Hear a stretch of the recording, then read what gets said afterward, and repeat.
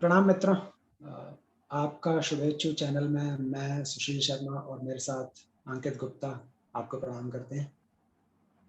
और मालिक स्माइल देते हुए आज का विषय हम शुरू करते हैं, पेले का रिव्यू। तो जिन लोगों को मालूम नहीं है उनको थोड़ा-सा मैं बैकग्राउंड दे दूँ। ब्राज़ील में फुटबॉल अ, आप कह लीजिए उस कॉन्टिनेंट वाले हिस्से में सॉकर थोड़ा ज़्यादा नाम से मशहूर है। फुटबॉल भी कैजुअल वे में कह देते हैं। तो वहाँ पे एक लेजेंडरी फुटबॉल प्लेयर हुए हैं, जिनकी सच्ची कहानी पर एक पेले मूवी बनी है और जिन दर्शकों ने देखी है वो शायद कनेक्ट कर पाएँ जो हम लोग इन्फॉर्मेशन शेयर करें, जो हम लोग हल्का-फुल्का उसका रिव्यू देने की कोशिश कर रहे हैं। और जिन्होंने नहीं देखी है वो हमारे इस डिस्कशन से थोड़ा-सा एक आइडिया ले पाएँ कि इस मूवी में ऐसा क्या है जिसकी वजह से हम इसे डिस्कस कर रहे हैं और हम लोगों को एनकरेज कर रहे हैं कि अगर आप मतलब मूवी देख सकते हैं तो प्लीज़ देखिए। क्योंकि ये सच्ची घटना पर आधारित एक ऐसी फैमिली की मूवी है, जिस फैमिली ने आप यकीन मानिए इतने स्ट्रगल झेले हैं जो शायद हम में से कई गलतफ़हमी में जी रहे होंगे कि हमारी ज़िंदगी में बहुत स्ट्रगल है। आप ये मूवी देख के जान जाएँगे कि आपकी ज़िंदगी में उस लेवल का स्ट्रगल है ही नहीं।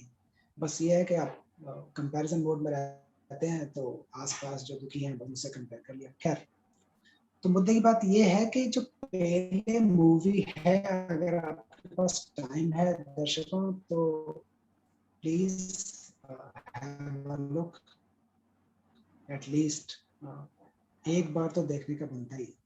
इसका सीधे एक ऐसा क्रिटिकल रिव्यू चाहता हूँ जो तकरीबन तकरीबन दर्शकों के ज़हन में ऐसा बैठ जाए कि वो जानें कि इस मूवी में ऐसा क्या है जो उन्हें देखनी ही चाहिए। सर्वप्रथम प्रणाम आप सभी दर्शकों को और प्रभु आपको भी। तो मित्रों, जैसे प्रभु ने कहा कि जो मूवी है पेले, ये उस शख्स की कहानी है जो कि ब्राज़ील में पैदा हुआ और वहाँ पे इसी सपने के साथ पला बड़ा कि उसे फुटबॉलर बनना है। उसके पिता ने उसको वही सपना दिखाया, उसके परिवार में, उसके मतलब क्या देश ही पूरा ऐसा है। जैसे हमारे यहाँ क्रिकेट है, वैसे वहाँ पे फुटबॉल है। अब आप समझ लीजिए कि बल्कि मुझे लगता है कि शायद उससे भी ज़्यादा बढ़कर है। कारण मैं इसलिए बता रहा हूँ उससे ज़्यादा बढ़कर, इसलिए क्योंकि ये जो कहानी है इसका आप जब इसके अंदर देखेंगे, ब्राज़ील ने 58 तक कोई वर्ल्ड कप नहीं जीता था, फुटबॉल वर्ल्ड कप। उन्होंने जीता ही पहली बार 58 में, और वो पेले के कारण जीता। और तो लेकिन ये फुटबॉल गेम जो है वो उसकी खूबसूरती पे वो देश फिदा है ब्राज़ीलियंस।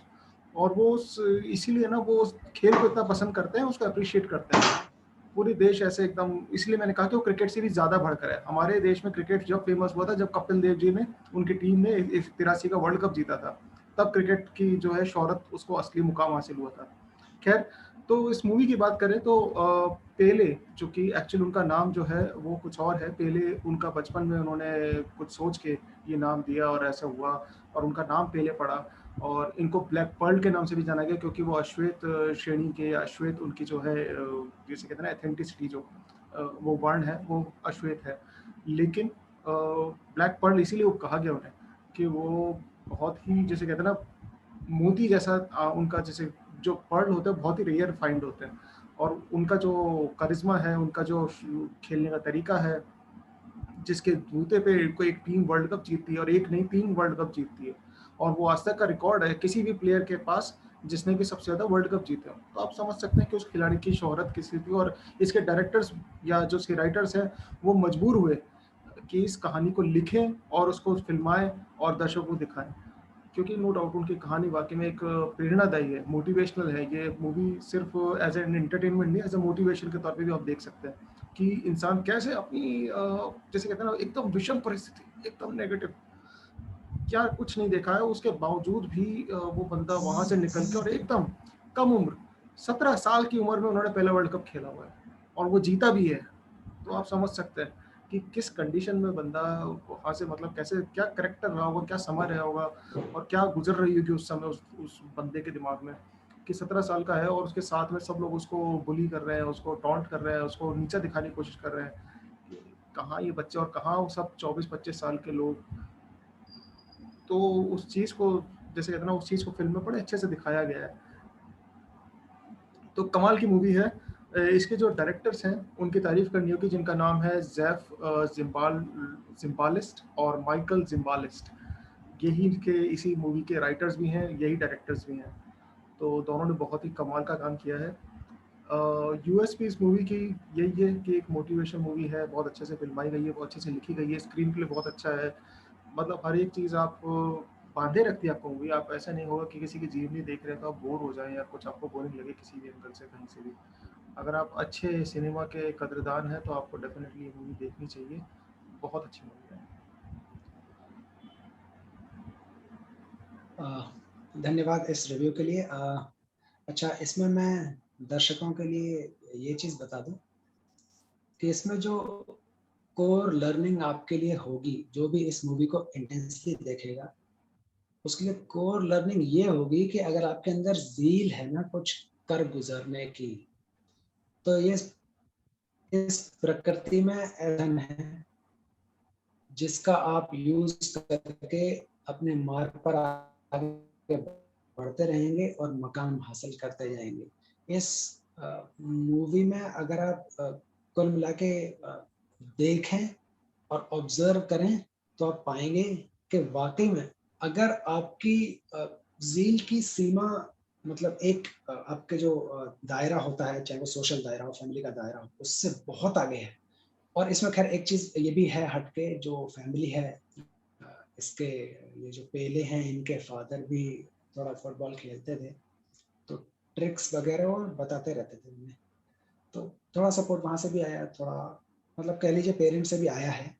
लेकिन फिर भी पेले के अंदर की खुद की ऐसी ज़ील थी, तो जैसे मालिक ने बताया 1958 में 17 साल की उम्र में he was the youngest football player in the team.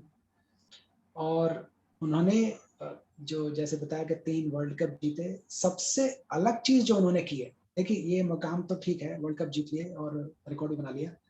सबसे अलग चीज़ जो पेले ने की है, जो बड़ा मतलब मेरे रोंगटे उस टाइम खड़े कर गई कि किसी गेम को एक नई रूपरेखा पकड़ाना। यानी फुटबॉल जैसे खेला जाता है, उससे हटकर कुछ लाए। जैसे वो जिंगा, उस टाइम की कमेंट्री में बड़ा फेमस फ्रेज़ निकाला गया। जब वो जिंगा आर्ट का डिस्कशन करते हैं, कमेंटेटर कहता है इट्स अ ब्यूटीफुल गेम। तो वहां से उस फ्रेज को पकड़ के बहुत पॉपुलर किया गया, और वाकई में उस जिंगा आर्ट ने फुटबॉल में वो ब्यूटी ऐड किया ना, जिसका कोई जवाब नहीं। तो बजाय सिर्फ बीइंग लिमिटेड टू रिकॉर्ड्स और यंगेस्ट प्लेयर और ये वो, उन्होंने फुटबॉल में एक एक ब्यूटीफुल गेम का जो एक कॉन्सेप्ट है, एक अलग अपनी आर्ट इन्वॉल्व करके वो आर्ट। लाए। तो मालिक उसमें कुछ जोड़िए आप।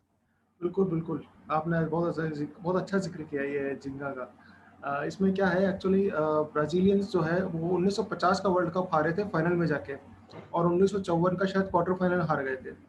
तो और जबकि जैसे मैंने आपको बताया कि ब्राज़ीलियंस जो है वो पहला वर्ल्ड कप उन्होंने 58 में जीता, लेकिन उससे पहले से, उससे बहुत पहले से वो इस गेम को बहुत शिद्दत से प्यार करते थे। लोग मतलब वहाँ पे सुसाइड कर लेते थे, उससे पहले ही। ऐसे नहीं कि 58 के बाद में फेमस हो तब सुसाइड।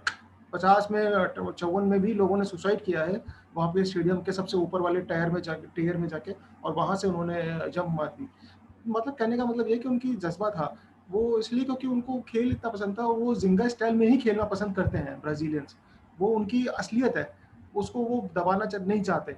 और ये चीज़ हो रही थी जब वो 2 वर्ल्ड कप फेल हो गए, तो उनको कहा गया कि ये लोग इनडिसिप्लिन है और ज़िंगा स्टाइल से खेलते हैं। ज़िंगा एक्चुअली क्या है, एक मार्शल आर्ट टाइप कह सकते हो, जो कि वहाँ के लोकल जिसे कहते हैं ना अफ्रीकन्स, और जो अफ्रीका जो थे, एक्चुअली इसका थोड़ा-सा इसमें इतिहास है, थोड़ा-सा हिस्ट्री है इसके अंदर, कि पुर्तगाल ने जब ब्राज़ील पे अटैक किया, यूँ कहिए रूल किया, तो वो अफ्रीकी स्लेव्स लेकर आए थे इनके अपने साथ, और वो वहीं के होके रह गए। और वो अपने साथ जो अफ्रीकी स्लेव्स थे, वो लोग अपने साथ ये ज़िंगा आर्ट लेकर आए थे। ज़िंगा art is not a football art, it's a martial art kind of thing, जो कि वहाँ के आपस में लड़ने के लिए या डांसिंग स्टाइल के तौर पे ऐसे कुछ होता है ये। तो उस आर्ट को उन लोगों ने क्या हुआ, वो वहाँ के जो नेटिव्स थे, उन लोगों ने उसको फुटबॉल में भी उतार लिया।